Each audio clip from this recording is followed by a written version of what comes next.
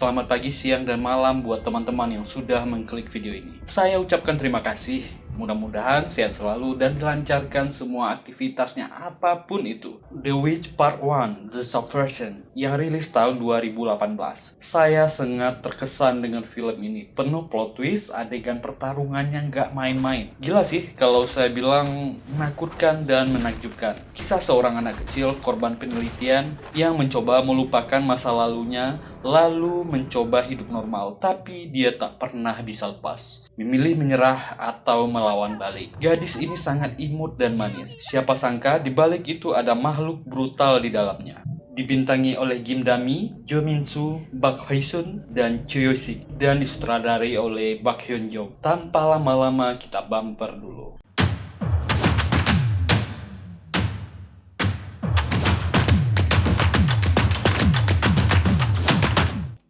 Adegan dibuka dengan sebuah tempat yang penuh darah berserakan. Seorang wanita parubaya memasuki sebuah ruangan. Beberapa pria menutupi sosok tubuh. Kondisi mereka tak kalah menggenaskan, penuh darah dan luka-luka. Adegan beralih ke sebuah hutan. Beberapa pria dan anjing pelacak mengejar sesuatu. Pria ini adalah Mr. C. Dia memimpin pencarian ini. Lalu terlihat sosok yang mereka cari. Seorang gadis kecil dengan penuh darah berlari ketakutan. Kenapa gadis kecil ini melarikan diri? Inilah The Witch Part 1, The Subversion. Wanita paruh-baya ini bernama Dr. Beck. Tempat ini sepertinya sebuah fasilitas rahasia yang dikepalai olehnya. Para pria pencari yang dipimpin oleh Mr. C berhasil menangkap seorang anak yang juga berlumuran darah. Dari pembicaraan Mr. C dan Dr. Beck, tempat ini adalah fasilitas rahasia dan ada dua anak yang melarikan diri. Satu telah tertangkap tadi dan seorang gadis kecil berhasil melarikan diri. Anak-anak di sini adalah subjek penelitian Dr. Beck. Mereka bukan anak-anak biasa. Mr. C mengeluh anak itu berbahaya jika dibiarkan berkeliaran. Dr. Beck menyangkal gadis kecil itu tak akan bertahan lama. Dia akan meninggal dalam pelariannya. Dr. Beck berlalu pergi dan memarahi Mr. C yang tak becus bekerja. Sebuah peternakan di sebuah kota kecil di pinggiran kota. Pria tua ini bernama Pak Gu, pemilik peternakan kecil ini. Dia mendengar suara dari ujung lapangan rumput dan menghampirinya. Seorang anak gadis kecil dengan tubuh penuh darah terbaring. Pak Gu memanggil istrinya dan berteriak, lalu membawa anak kecil ini ke dalam rumah. Seorang dokter datang ke rumah mereka, mengatakan itu hanya luka luar, mereka tak usah khawatir. Tapi yang jadi masalah, ada luka di kepalanya, yang mungkin membuat dia lupa ingatan. Istri Pak Gu yang bernama Mihi melihat keadaan gadis kecil yang penuh luka ini. Siapa orang kejam yang menyakiti anak ini? Dan pasangan tua ini tak mempunyai anak. Sepertinya gadis kecil ini ditakdirkan untuk datang ke mereka dan akan mereka rawat seperti anak sendiri. 10 tahun berlalu, seorang gadis memohon di sebuah toko makanan ternak agar diperbolehkan mengutang. Tapi pemilik toko menolak dan meminta maaf, hutang-hutang peternakannya sudah terlalu banyak. Tapi anak pemilik toko malah menaikkan berkarung-karung makanan ke tikap gadis ini. Tentu saja ayahnya memarahi. Si pemilik toko berusaha mencegah, tapi anaknya malah menahan. Dan gadis muda ini pun pergi sambil berterima kasih. Gadis muda ini adalah gadis kecil yang terluka 10 tahun yang lalu. Dia diberi nama Chayun. Chayun sampai di peternakan dan dimarahi ayahnya karena mengemudi sendiri. Menyuruhnya menemani ibunya yang sedang sakit. Lalu menasehati Chayun yang selalu berdandan seperti laki-laki. Feminim dong, ujar ayahnya. Ibu Chayun saat ini sedang sakit dan menderita penyakit Alzheimer, yaitu penyakit otak yang mengakibatkan penurunan daya ingat, kemampuan berpikir dan bicara. Kondisi ini banyak ditemukan pada orang-orang di atas usia 65 tahun.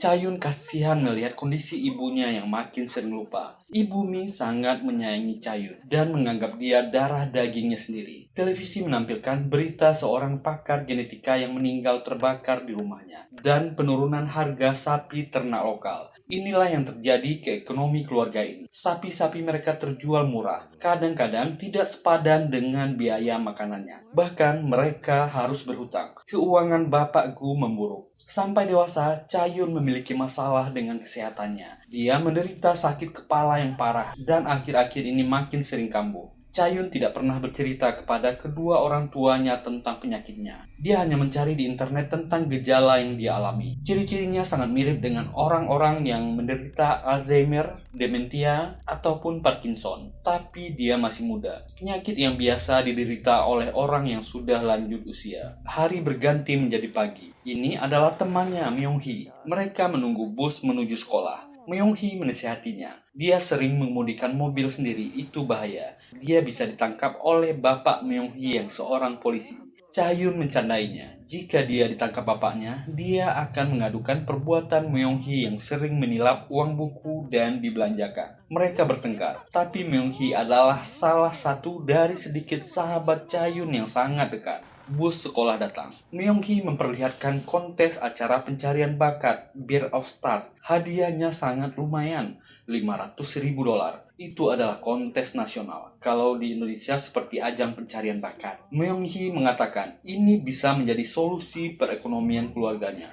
Bayangkan jika dia menang, tagihan rumah sakit untuk ibunya dan sapi-sapi di peternakannya akan selamat. Myung-hee memuji wajah Cha-hyun yang cukup imut, dan dia juga bisa bernyanyi. Cha-hyun berpikir ini bisa menjadi solusi untuknya. Dan Cha-hyun mengikuti saran Myung-hee. Dia mendaftar untuk acara pencarian bakat itu. Dia diwawancarai. Syaratnya cukup. Dia juara 1 di sekolahnya. Dia cantik dan ternyata Cha-hyun memiliki suara yang sangat bagus. Seperti yang diduga, Cha-hyun berhasil lolos di audisi pertama. Myung-hee tentu sangat senang. Dia akan menemani Cha-hyun ke Seoul untuk babak selanjutnya. Ibu Mi dan Bapak Gu senang melihat penampilan putrinya di TV. Tapi ada satu yang menjadi masalah. Ketika Cha-hyun diminta menampilkan bakat khususnya yang lain, Cha-hyun menyebutnya itu sihir. Ini adalah rahasia kecil keluarga mereka. Ibu dan bapaknya khawatir kenapa dia menampilkan itu.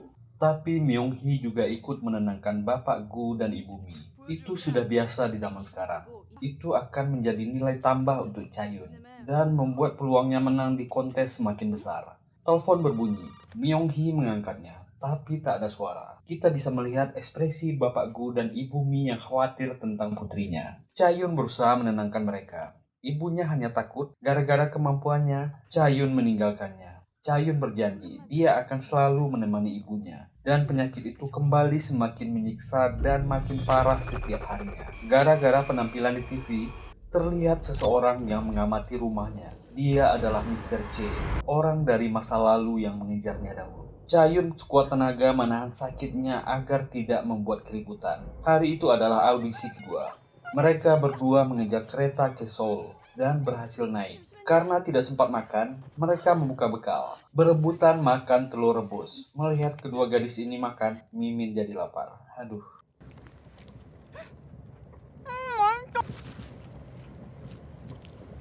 Myung-hee memberi usul, dia akan menjadi manajer Cha-hyun. Saat sedang asik-asiknya mengobrol, terdengar suara menyela yang mentertawakan mereka. Seorang pria muda duduk di depan mereka. Ingat bocah kecil di adegan pertama yang juga kabur tapi berhasil ditangkap. Ini adalah dia yang sudah remaja. Anak-anak yang dibesarkan di fasilitas yang sama dengan Cha-hyun. Dia diberi nama Gui Gongja. Dia mentertawakan Cha-hyun dan temannya, menganggap mereka lucu. Kedua gadis ini heran menatap Gongja. Cha-hyun bertanya dengan heran, apakah dia mengenali mereka berdua? Gongja menjawab misterius. Dia kenal baik dengannya, bahkan sejak dari kecil. Myung-hee malah kecentilan, menyangka Gongja melihat Cha-hyun di TV. Gongja tersenyum dan memuji nama Cha-hyun. Itu lebih baik daripada dipanggil dengan angka kan? Itu membuat Cha-hyun makin bingung dan agak takut melihat pria ini. Gongja memastikan apakah dia benar-benar tak mengenalinya dan tak perlu bersandiwara. Mereka adalah kenalan lama. Tapi Cha-hyun benar-benar bingung. Dia tak tahu siapa pria ini. Dia pasti salah orang. Karena kesal meyakinkan Cha-hyun, tapi dia tak juga ingat. Tangan Gongja melayang dan hampir menamparnya.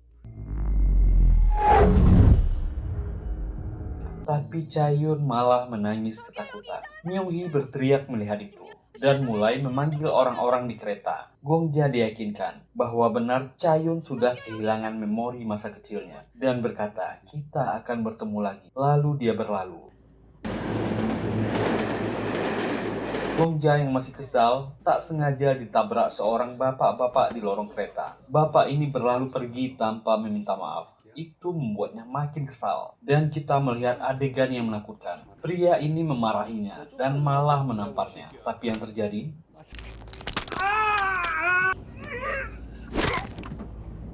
sungguh pemuda dengan kemampuan yang menakutkan.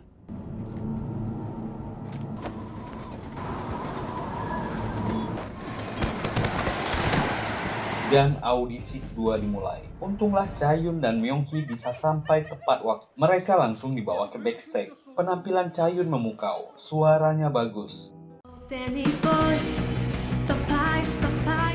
Karena itu siaran langsung di TV, kita melihat kembali dua tokoh dari masa lalu, Mr. C dan Dr. Beck. Dr. Beck sangat yakin ini adalah gadis yang melarikan diri. Walau Mr. C meragukan, dia sangat yakin. Dia tak pernah melupakan gadis yang penuh bakat ini. Peristiwa apa yang sebenarnya terjadi di masa lalu? Hasil live performance diumumkan, dan Chaeyoon berhasil lolos ke babak berikutnya.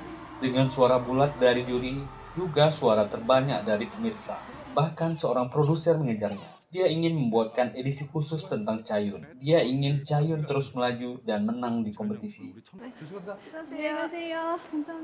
Penyakit itu kembali dan semakin sering. Chaeyoon berusaha sekuat tenaga menahannya. Dia ingat semua perkataan dokter tentang penyakitnya 1 bulan yang lalu. Dia menderita kelainan saraf otak. Dia harus memberitahu orang tuanya. Satu-satunya cara adalah transplantasi sumsum dari orang tua kandungnya. Dan itu tak mungkin. Dia tak tahu siapa kedua orang tuanya. Myung-hee ketakutan, mengira Chaeyoon kenapa-napa, dan berteriak panik. Untunglah sakitnya berlalu. Mereka akan pulang saja. Beberapa mobil berhenti di hadapan mereka, dan orang-orang menyeramkan turun. Pria ini mengaku dari sebuah rumah produksi dan ingin membawanya berbicara empat mata. Chaeyoon menolaknya, dan Myung-hee merasa tak nyaman. Mereka dikepung. Sangat kebetulan, rombongan anak-anak keluar dari studio. Para pria ini dialihkan, dan Myung-hee cepat menyetop taksi. Mereka berhasil kabur dari pria-pria menyeramkan tadi. Mereka kembali ke kota kecil mereka. Hujan turun gerimis. Bus yang ditunggu tidak juga datang. Myung-hee memberi usul. Dia ingin menelpon ayahnya agar menjemput mereka. Myung-hee menjauh saat menerima telepon. Saat itulah sebuah mobil berhenti di depan Chaeyoon. Ternyata itu Gongja. Dia menyarankan Chaeyoon segera pulang karena ibu dan bapaknya sudah tua. Sesuatu bisa terjadi kepada mereka. Chaeyoon pucat. Chaeyoon langsung berlari ke pangkalan taksi terdekat dan meneriaki Myung-hee agar segera menelpon ayahnya untuk memeriksa rumahnya. Dia takut terjadi sesuatu kepada kedua orang tuanya. Ini adalah Komandan Do, ayah Myung-hee. Setelah mendapat telepon dari anaknya, dia memutuskan untuk memeriksa ke rumah sahabatnya. Mobil Gongja sampai di depan peternakan dan mengamati situasi. Gadis di depan ini bernama Wurim. Semua yang ada di dalam mobil adalah anak-anak hasil eksperimen Dr. Beck. Mereka semua sekarang bekerja dan menjadi senjata untuk Dr. Beck. Belum sempat masuk, gangguan datang. Kapten Do dan mobil patroli datang. Dia mengetuk pintu mobil dan meminta identitas anak-anak muda di dalam mobil ini. Sementara taksi yang ditumpangi Chaeyoon sampai. Dia segera berlari masuk. Mobil patroli Kapten Do kosong. Chaeyoon melihat suasana sepi dan lampu di rumah tidak hidup. Dengan panik, dia berlari menuju rumah. Untunglah tidak seperti perkiraannya. Orang tuanya dan Kapten Do baik-baik saja. Ternyata ada gangguan listrik, makanya lampu mati. Wajah Chaeyoon kusut. Dia sudah berpikir yang bukan-bukan. Sebelum pulang, Kapten Do menceritakan orang yang ditemuinya tadi. Mereka semua berpaspor Amerika. Walaupun asalnya dari Korea, dia merasa ada yang aneh dengan orang-orang itu. Dia menyuruh Chaeyoon berhati-hati karena mereka mencarinya. Chaeyoon berterima kasih sudah diingatkan. Mungkin mereka salah mengenali orang, ujarnya. Sebuah mobil melaju di kegelapan malam. Bapak tua ini bernama Profesor Go, salah seorang peneliti genetika terkenal di Korea. Dia heran melihat tempat penelitiannya menyala. Tanpa curiga, dia memasuki tempat itu. Dia kaget melihat keluarganya sudah terbunuh. Wurim dan seorang pria mengepungnya. Dia berkata, Prof. Go sudah dipanggil Dr. Beck untuk membantu penelitiannya, tapi dia mengabaikannya. Dia diperintahkan untuk menghabisinya, tapi karena dia bosan menunggu, dia menghabisi anak dan istri Prof. Go. Tanpa sempat menjawab, Wurim mengeluarkan pisaunya dan menghabisi pria tua ini. Sementara di depan, penjaga Prof. Go sudah dibikin sekarat oleh Gongja tanpa bisa melawan. Lihatlah kemampuan unik Gongja. Ketika pria ini akan menembak, dia bisa mengendalikan benda-benda. Anak-anak hasil penelitian memiliki kemampuan yang lebih dari manusia biasa. Dan mereka juga kejam. Tempat itu dibakar oleh Wurim dan teman-temannya. Setelah kejadian itu, Mr. C menemui Dr. Beck. Dari pembicaraan mereka, fasilitas yang mereka sebut markas untuk penelitian anak-anak berbakat adalah cabang dari kantor pusat. Kita belum tahu pusatnya di mana. Dr. Beck adalah kepala tempat itu. Sementara Mr. C adalah orang yang diutus pusat untuk menjaga tempat itu. Mr. C ini adalah generasi pertama dari penelitian markas ini. Wajar dia memiliki sedikit kemampuan. Markas cabang itu sebenarnya akan ditutup, tapi Dr. Beck menolaknya karena dia sudah banyak berinvestasi di sana dan anak-anak objek penelitiannya terlalu berharga. Dia menyarankan agar Mr. C pergi berlibur. Sementara urusan di markas, dia akan memegang kendali. Dengan kata lain, jika Mr. C tak menurutinya, dia punya pasukan di belakangnya. Mr. C harus menyerah dan pergi ke luar negeri jika tak mau hidupnya dalam bahaya. Tak punya pilihan, Mr. C terpaksa menyetujui permintaan Dr. Beck. Dia mengingatkan, anak-anak asuhnya semuanya monster. Dia tak akan bisa mengendalikannya di masa depan. Dr. Beck menjawab, dia tak perlu khawatir. Mr. C melaporkan kepada salah seorang pria bernama I. Orang ini juga anggota markas pusat, organisasi rahasia masih misterius. Dia menyuruh Mr. C mengurus Dr. Beck. Dia sudah kelewatan. Sudah 2 orang peneliti di bawahnya meninggal. Dia diperintahkan untuk menghabisi Dr. Beck dan anak-anak asuhnya. Lalu, dia jangan sampai membiarkan seorang gadis hidup. Dia objek penelitian yang hampir mendekati sempurna. Gadis itu terlalu berbahaya. Mungkin maksudnya Cayun. Sebenarnya, penelitian apa yang dilakukan orang-orang ini? Mr. C menelpon timnya untuk melakukan pembersihan. Sementara itu, suasana makan malam di rumah keluarga Cayun. Myung-hee tak henti-hentinya bicara, menceritakan betapa hebatnya Cayun di kompetisi pencarian bakat. Dan satu hal yang membuat Cayun sedih, ibunya tiba-tiba lupa dan bertanya di mana Cayun, siapa kedua gadis di meja makan ini. Kondisi ibunya semakin memburuk. Dia semakin sering lupa dan ingatannya makin melemah. Itu membuat Cayun sangat sedih. Malam itu kenangan masa lalunya melintas dan membuat kepalanya sangat sakit. Saat itulah sekelompok orang memasuki rumah keluarganya. Orang-orang ini adalah suruhan Mr. C. Mendengar suara yang mencurigakan, Cayun bergerak keluar. Pistol sudah menempel di kepala, dan pisau sudah berada di leher Myung. Seorang pria yang pernah ditemuinya ketika audisi datang menyapanya. Orang-orang menyeramkan ini mengepung rumahnya. Pria ini menyapanya sebagai penyihir kecil. Dia pernah membuat tanda luka di wajahnya. Dia hampir mati di tangan Cayun waktu itu. Cayun menyangkalnya. Dia benar-benar bukan orang yang dia cari. Dia tak ingat apa-apa. Cayun memohon. Mereka salah orang. Bukan dia yang mereka cari. Dia menangis. Pisau digoreskan ke leher Myung-hee yang terluka. Sambil bergumam pelan. Dan kita akan melihat adegan yang mengejutkan.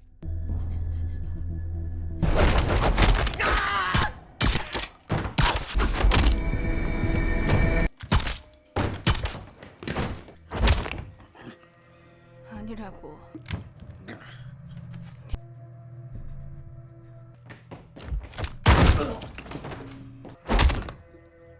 아니라고 그랬잖아.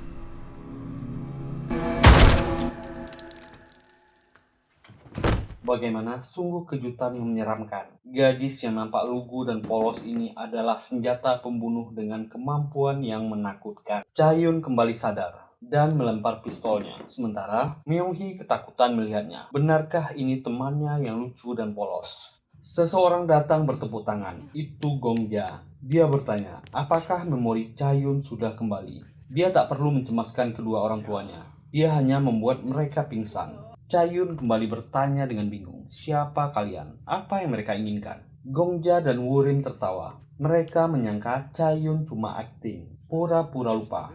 Dan Gongja berteriak kepada Myung-hee, bukankah temanmu ini aneh? Dia menjelaskan, Cayun cuma mengurus ternak dan bermain denganmu. Tapi dia selalu juara di sekolah. Tanpa pernah belajar, dia bisa menjadi juara nasional untuk semua bidang. Pandai menyanyi, bisa melukis, dan bisa belajar bahasa baru dengan cepat. Gongja masih tak percaya. Cayun tak ingat apapun tentang masa kecilnya. Dia memperlihatkan luka di dahinya. Ini ulahmu waktu kecil. Cayun menangis. Dia benar-benar tak ingat. Tak ingin memaksa lagi. Cayun harus ikut dengannya. Dia akan dibawa ke markas untuk memulihkan ingatannya. Jika dia tak mau, dia akan membunuh temannya dan kedua orang tuanya. Cha-yun tak punya pilihan. Dia terpaksa ikut. Myung-hee mencegahnya, tapi Cha-yun berjanji dia akan kembali. Tolong jaga ayah dan ibunya.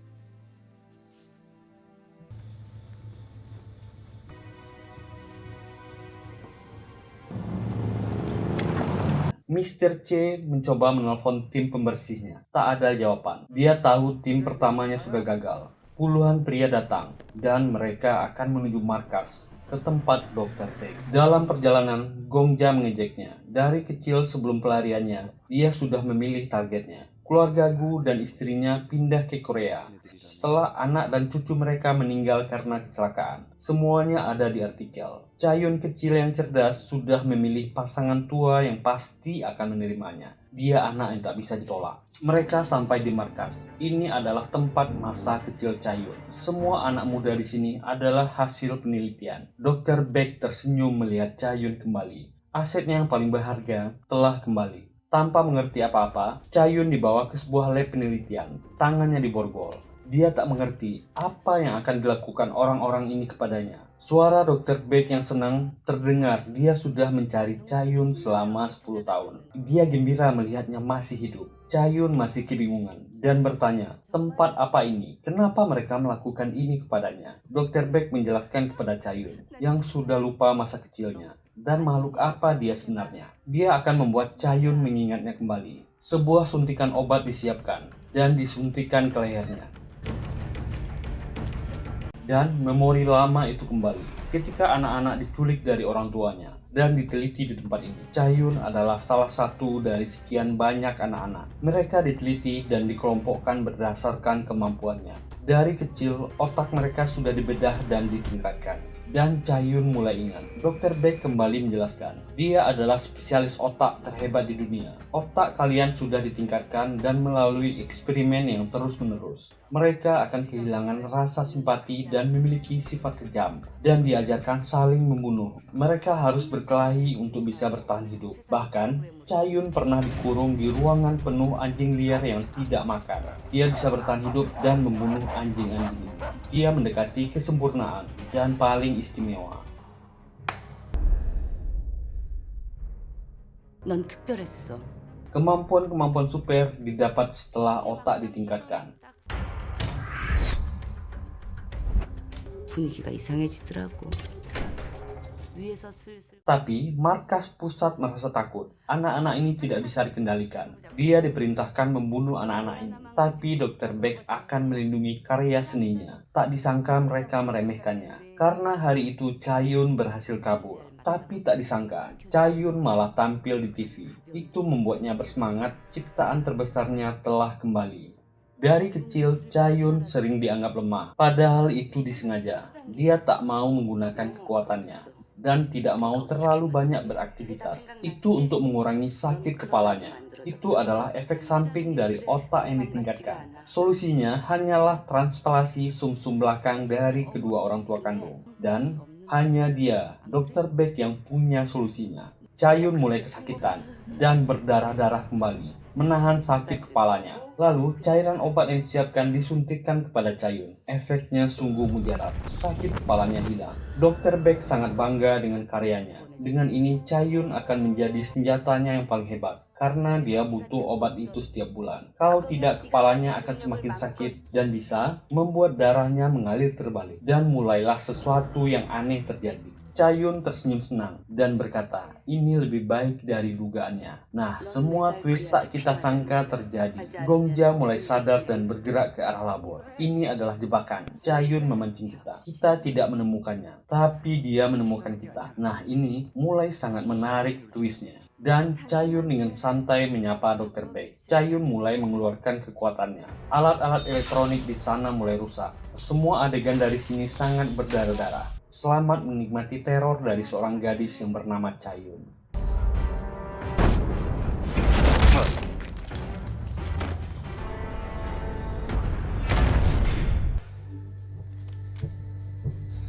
Dr. Beck mulai merasa ini tidak benar. Ini di luar dugaannya. Gadis ini terlalu kuat. Dr. Beck masih merasa aman karena kaca lab anti peluru.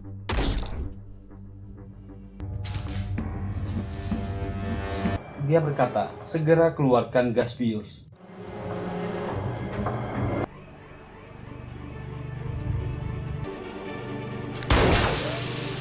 Cayun menghilang di kepulan asap. Ini tak akan cukup menahannya. Lab itu kosong. Kemana Cayun? Semua penjaga mati.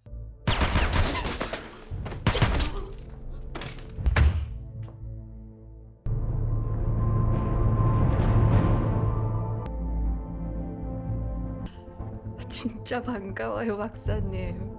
Cayun tertawa. Kalau melihat wajah Cayun tertawa menyeramkan gimana gitu ya. Creepy ya. Setuju nggak? Senang bertemu denganmu dokter. Dia sangat merindukannya. Dan semuanya terungkap. Cayun tak pernah lupa kejadian masa kecilnya. Dia tahu benar siapa dirinya dan Dr. Beck. Dia tak akan lupa sehari pun bagaimana kejamnya Dr. Beck dan orang-orangnya. Dan ternyata semuanya sudah direncanakan Cayun. Dia sudah lama mencari mereka. Tapi mereka bersembunyi terlalu dalam. Karena penyakitnya yang makin parah, dia terpaksa mengubah rencananya. Kejadian di kereta, waktu pertama bertemu Gongja, dia kenal siapa pria ini. Lihat senyumnya. Dia gembira, semakin dekat dengan tujuannya mencari obat. Semua ini tak diprediksi Dr. Beck. Gadis ini sangat pintar. Cayun menghindar dan berkata, dia tak ingin mati sendirian. Dia ingin semua orang yang terlibat ikut mati. Tapi mereka akan duluan ke neraka. Cayun ingin formula obat ini. Gongja dan kelompoknya yang sedang berjalan menuju labor ditembaki kelompok Mr. C. Pasukan dari markas pusat sudah datang. Mereka akan membunuh siapapun yang berada di markas ini. Nah, ini dia, adegan berdarah-darah kita akan dimulai.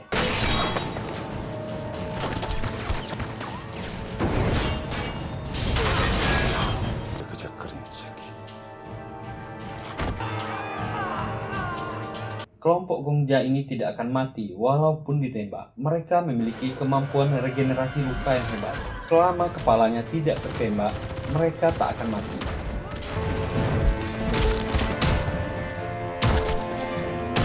Mr. C menyuruh anak buahnya membidik dengan benar. Dia mengejar Gongja.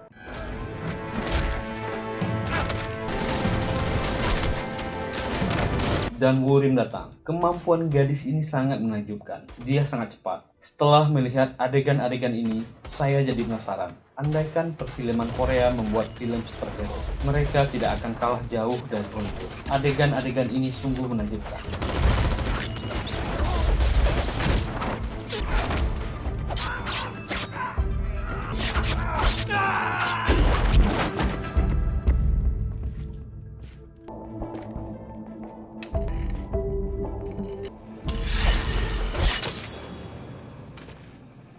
Dr. Beck diseret menunjukkan di mana lokasi obatnya. Dan saat itulah Gongja tiba. Pertempuran masa kecil terulang kembali.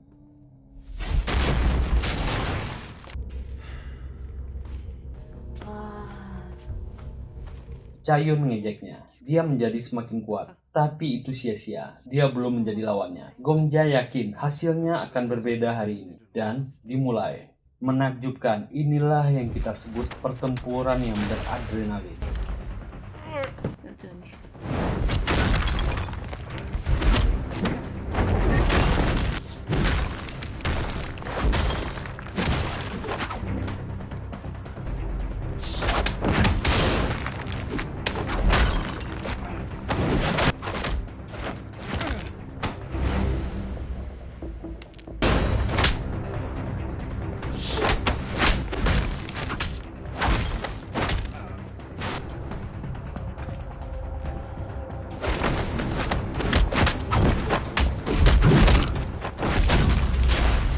Dr. Beck kembali ditembak agar jangan melarikan diri.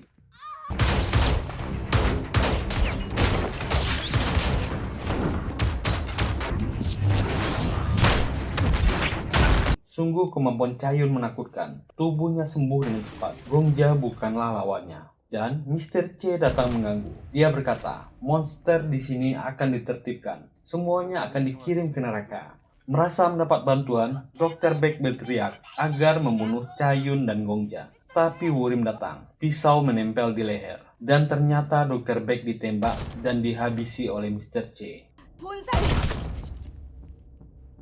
Worim masih bangkit dan menyerang Mr. C. Tapi dia masih dihajar oleh Mr. C.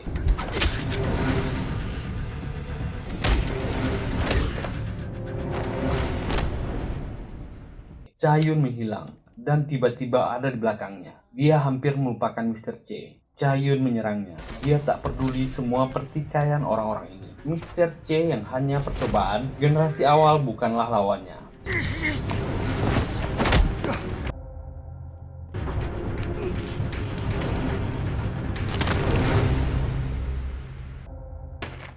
Sekarang hanya tinggal Gongja. Cha-yun menanyakan, di mana formula obat itu dibuat? Gongja menjawab, itu dibuat di markas pusat. Dia akan memberitahunya jika dia bisa mengalahkannya. Cha-yun meyakinkan lagi, apakah dia masih mau tetap berkelahi? Dia bukanlah lawannya. Gongja sengaja mengulur waktu, sehingga Worim yang masih hidup bisa menyelinap menyerang dari belakang. Tapi itu tidak cukup. Di generasi mereka, Cha-yun adalah yang terkuat. 보고 싶다 그랬지.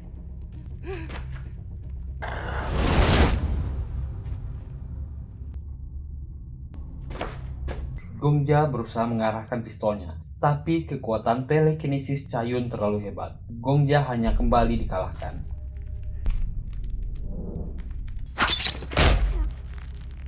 Gongja mengeluh, hidup mereka dari kecil begitu kacau. Cha-yun memaksa di mana fasilitas pusat berada, tapi Gongja mengatakan itu percuma. Dia tak akan bisa kembali normal. Lebih baik dia kembali ke keluarganya dan mati di sana. Cha-yun menegaskan dia akan tetap hidup, tapi Gongja akan berakhir di sini.